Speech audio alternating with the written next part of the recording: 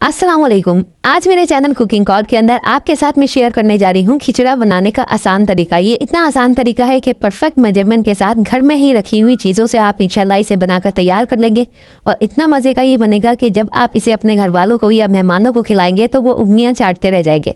यकीन करें इतनी ईजी रेसिपी है, आपने इसे बिल्कुल इसी तरीके से बनाना है जैसे मैं आपके साथ शेयर करूँ। वीडियो को एंड तक देखिएगा। शुरू करते हैं खिचड़ा रेसिपी। खिचड़ा बनाने के लिए हमें चाहिए होंगी कुछ दालें और इनकी परफेक्ट मेजरमेंट क्या है वो आप देख लीजिए। 1 कप चना दाल हम यहाँ पर लेंगे। 1/4 कप हम यहाँ लेंगे मूंग दाल। मूंग दाल येलो कलर की होती है जिसे येलो दाल भी कहते हैं। और मसूर दाल लेंगे, वो भी 1/4 कप लेंगे। ये रेड रंग की होगी, रेड लेंथिन कहलाती है। और इसके साथ ही यहाँ सफ़ेद माश लेंगे यानी सफ़ेद माश की दाल। ये बिल्कुल भी स्किप नहीं कीजिएगा, इससे बड़ा अच्छा जो है अंदर लुआब बनता है खिचड़े के या हलीम के। और 1/4 कप ही आपने जो है चावल लेने हैं। चावल आप टूटा भी इस्तेमाल कर सकते हैं। और इसके साथ ही 1/4 कप की मैं यहाँ गंदुम का दलिया डालूंगी। साबुत गंदुम नहीं लेनी है, आपने गंदुम का दलिया लेना है जिससे ये जल्दी से कुक हो जाएगा यानी इजीली कुक हो जाएगा। तो यहाँ पर जो है आपने तमाम चीज़ों को अच्छे से साफ करके और इसे 3 से 4 बार पानी में भिगो कर रख देना है। अब अगर आप इसे देगची में बनाए तो ओवरनाइट भिगो दीजिए और अगर आप इसे कुकर में चढ़ाए तो बस 3 से 4 दफ़ा पानी से धोकर कुकर में चढ़ा दीजिए। मैं इसे कुकर में चढ़ा दूंगी, इसको गला लूंगी। इसके बाद जो है आपने एक पैन लेना है, उसमें 3/4 कप जो है पौना कप इसमें तेल डालना है। इसमें 2 तेज पत्ता के पत्ते डालने हैं और इसके बाद इसमें 2 दरमियाने साइज की प्याजों को डालना है। प्याज़ें जो है तकरीबन इसमें आधा कप मैंने शामिल की हैं और इसके बाद इसको फ्राई करना है। प्याज़ें बहुत अच्छी सी गोल्डन ब्राउन होनी चाहिए क्योंकि इससे हमारे खिचड़े का कलर जो है ना बहुत अच्छा सा आएगा। तो यहाँ प्याज पूरी फुल ब्राउन हो जाएंगी तो हम 2 खाने के चम्मच अदरक लहसुन का पेस्ट डालेंगे। हल्का सा इसको फ्राई करेंगे अदरक लहसुन के पेस्ट को कि इसका कच्चापन निकल जाए। अदरक लहसुन के पेस्ट को बस थोड़ा सा भूनना है, कुछ सेकंड के लिए ब्राउन नहीं करना है वरना इसका टेस्ट खिचड़े का खराब हो जाएगा। इसके बाद इसमें शामिल करेंगे चिकन मैंने यहाँ पर लिया आधा किलो। अच्छे से धो लीजिए, छलनी में रख दीजिए और बोनलेस चिकन का भी आप इसकी जगह इस्तेमाल कर सकते हैं।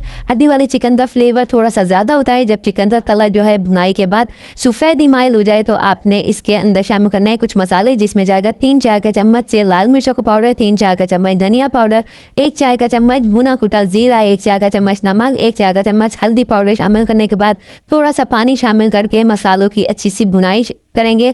थोड़ा थोड़ा पानी शामिल करके भुनाई कर लीजिए कि कच्चेपन की निकल जाए मसालों की। और इसके बाद इसके अंदर डाल दीजिए 1 गिलास पानी। पानी डालने के बाद आपने इसको कुक करना है। चिकन को इतना कुक करना है कि चिकन बहुत ही ज़्यादा टेंडर हो जाए क्योंकि हमने इसकी हड्डियों को अलग करना है और चिकन की बोटियों का इस्तेमाल करना है। तो यहाँ पर देखें चिकन बहुत अच्छी सी टेंडर हो चुकी है, सारा पानी खुश्क हो चुका है। अच्छे से बुनाई करते हुए हम इसके ऊपर डाल देंगे 1 लेमन डालने के बाद इसके अंदर हम कुछ मसाले और शामिल करेंगे जिसमें जाएगा आधा चाय का चम्मच जो है जायफल जावित्री का पाउडर डालेंगे, 1 चाय का चम्मच गरम मसाला पाउडर डालेंगे और इन दोनों चीज़ों को शामिल करने के बाद अच्छे से इसकी भुनाई कर लेंगे तकरीबन 2 से 3 मिनट के लिए। और इसके बाद फ्लेम को हम बंद करके जो है बोटियों को ना एक प्लेट के अंदर सारी बोटियों को निकाल लेंगे ताकि हम इसकी हड्डियों को जो है अलहदा कर सकें। तो यहाँ पर मैंने तमाम गोश्त को अलग कर लिया है और इसके अंदर जो तेज़ पत्ता हमने डाला था उस तेज़ पत्ते को भी हमने निकाल लेना है क्योंकि इसका अब कोई काम नहीं है। इसके सारे फ्लेवर जो हैं इसके अंदर आ चुके हैं मसाले के अंदर।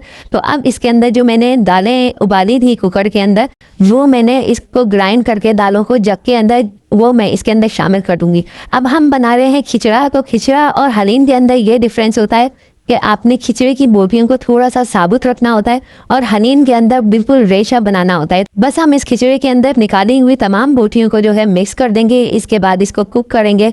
कुक इतना करेंगे कि दोबारा से ये बहुत ज़्यादा सॉफ्ट हो जाएं, बहुत ही ज़्यादा सॉफ्ट हो जाएंगी तो ये खिचड़े के अंदर बहुत मज़े की लगेंगी। तो यहाँ पर जो है हमने कवर लगा के तकरीबन 10 से 15 मिनट के लिए इसको रख देना है दोबारा से कुक करने के लिए। बिल्कुल दम वाली फ्लेम पर हमने रखना है इसको और 10 से 15 मिनट के बाद जो है आपने देख सकते हैं जब ये और सॉफ्ट हो गई तो मैंने इस तरीके से स्पून को चलाना है आपने ऊपर और आधे बोटियों का जो है रेशा बन जाएगा और आधी बोटियां जो है अंदर साबुत रखनी है। इससे खिचड़ा जो है बहुत ही ज़्यादा परफेक्टली कुक होगा और बहुत ही ज़्यादा मज़ेदार बनेगा क्योंकि इसके अंदर रेशा भी आएगा और साबुत बोटियां भी आएंगी। इस तरीके से आप खिचड़ा बनाएंगी तो परफेक्टली इंशाल्लाह आपका खिचड़ा सबको पसंद आएगा। इसी तरीके से आपने बनाना है और खिचड़े का रेशा देख सकते हैं आप कितना अच्छा आया है। इसी तरीके से आप बनाकर सब मेहमानों को इम्प्रेस कर सकते रखनी है इसके ऊपर तली हुई प्याज, हरी मिर्चें और नींबू डाल दीजिए और चाट मसाला डालकर इसको खाइए। इंशाल्लाह आपकी रेसिपी जब सब ट्राई करेंगे तो उंगलियां चाटते रह जाएंगे और आपके फ़ैन हो जाएंगे, इतने मज़े की ये रेसिपी बनकर तैयार होती है। तो ज़रूर ट्राई कीजिएगा, अपना फीडबैक ज़रूर दीजिएगा, मुझे ज़रूर बताइएगा आपको कैसी लगी मेरी इस खिचड़े की रेसिपी। इसी तरीके की पाकिस्तानी फूड रेसिपीज़ आपको मेरे चैनल पर मिलती रहती हैं। तो इजाज़त दीजिए, अल्लाह हाफ़िज़।